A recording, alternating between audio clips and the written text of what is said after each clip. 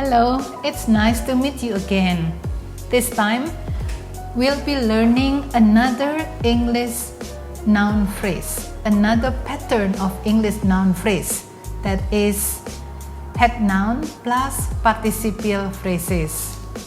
First of all, we have to review first the adjective clauses that can be reduced into participial phrases. We have relative pronouns used in adjective clauses. We have who, which, whom, which, whose, and of which. So these are all relative pronouns. Participial phrases used in this pattern are formed from reduced adjective clauses with who or which only.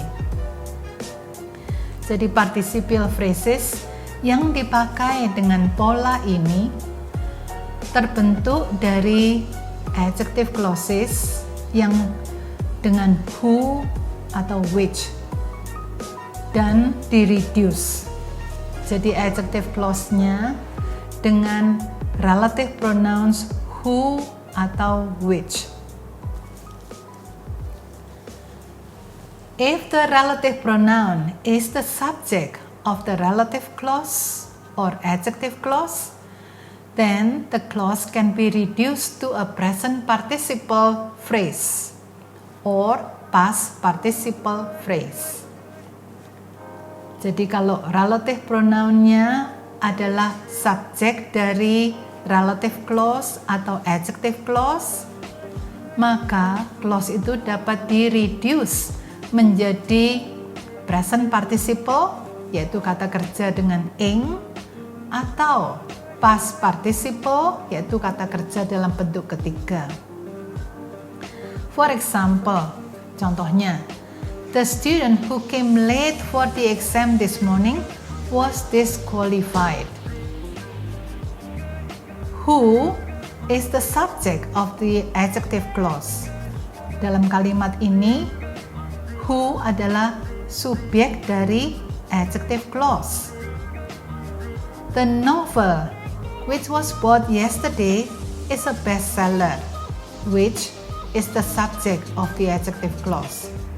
Jadi dalam kalimat ini, which adalah subjek dari adjective clause. Dua contoh itu nanti kita lihat dapat di-reduce menjadi participial phrase, frasa dengan participle. If the verb is in the active voice, it gets reduced to a present participle phrase. Kalau kata kerjanya dalam bentuk aktif, maka dapat di-reduce menjadi frasa dengan kata kerja ing.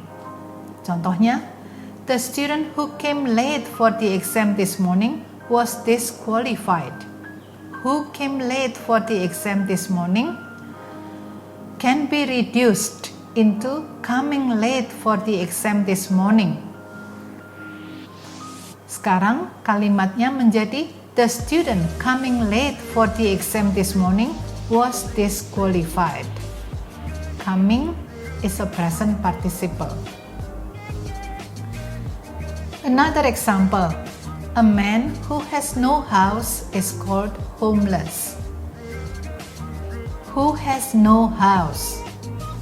Who is the subject. This clause can be reduced into a participial phrase, having no house. A man having no house is called homeless.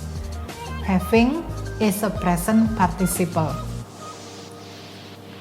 Now, if the verb is in the passive voice, it gets reduced to a past participle phrase. Kalau kata kerjanya dalam bentuk pasif, maka di-reduce menjadi frasa yang mengandung kata kerja ketiga. For example, the novel which was bought yesterday is a bestseller. Which was bought yesterday. Which adalah subjek, was bought, kata kerja pasif. Now you see here, this clause can be reduced into bought yesterday. The novel Bought Yesterday is a bestseller. Bought is a past participle. Another example, a man who is called homeless has no house. Who is called homeless? Who is the subject? Is called, passive voice. Now this adjective clause can be reduced into called homeless. A man called homeless has no house. Called is a past participle. Now, this is the summary with the examples. A man having no house is called homeless. A man having no house, this is a noun phrase. Man is the head noun. Having no house is the participial phrase. The student coming late for the exam this morning was disqualified. The student coming late for this exam this morning, this is a noun phrase. The head noun is student. Coming late for the exam this morning is the participial phrase. A man called homeless has no house. A man called homeless, this is a noun phrase. Man is the head noun.